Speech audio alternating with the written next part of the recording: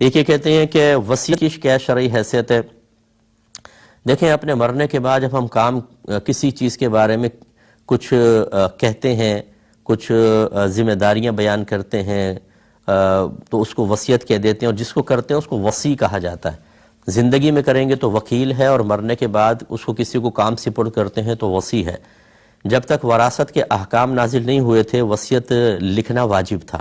نبی کریم صلی اللہ علیہ وسلم نے ارشاد فرمایا کسی کے لیے جائز نہیں کہ ایک دن بھی اس کا سرانہ وصیت سے خالی ہو، یعنی وصیت کر کے جائے کہ مال کہاں کہاں دینا ہے۔ لیکن جب وراثت کے احکام نازل ہو گئے تو اب وراثت کی شرعی حیثیت ایک مستحب کی ہے، اور اس میں تفصیل یہی ہوتی ہے کہ وصیت آپ اپنے وارثوں کے حق میں نہیں کر سکتے۔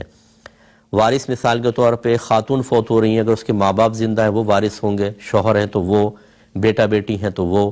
اگر بیٹا نہیں ہے، صرف بیٹیاں ہیں اور اس عورت کے بھائی بہن ہیں تو بھائی بہن بھی اس کے وارث بنیں گے۔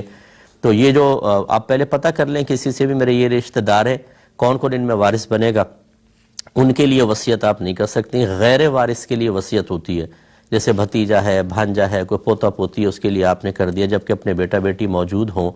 اور اسی طرح مدرسے میں دے دینا، فلاں جگہ دے دینا۔ تو یہ وصیت جو ہے اگر آپ کریں گے تو غیر وارث کے لیے کریں گے، اور وہ بھی 1/3 میں جاری ہوگی، چاہے آپ زیادہ کی کر دیں۔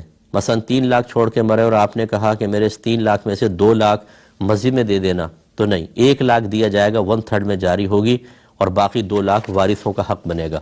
ہاں، اگر آپ نے کم کی وصیت کی ہے تو ٹھیک ہے، جیسے آپ نے کہا 50,000 تو 50,000 وصیت میں لگیں گے، 2.5 لاکھ جو ہے وہ رشتہ داروں میں تقسیم ہوں گے، تو یہ 1/3 میں وصیت جاری ہوتی ہے۔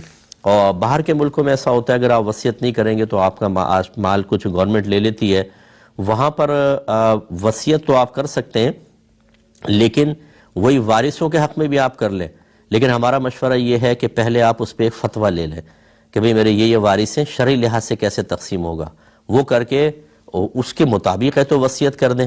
بہت بیسٹ ہے کہ میں مروں تو میرے بیٹے کو اتنا، بیٹی کو اتنا، پھر تو بالکل ہی مسئلے ختم۔ لیکن اگر کوئی اور پیچیدگیاں ہیں تو آپ شرعی مسئلہ لے کر وہ بچوں کو دے دیں کہ اس کے مطابق تقسیم کرنا، اور ایک ول ویسی لکھوا دیں جو صرف قانونی کارروائی پوری کرنے کے لیے ہو۔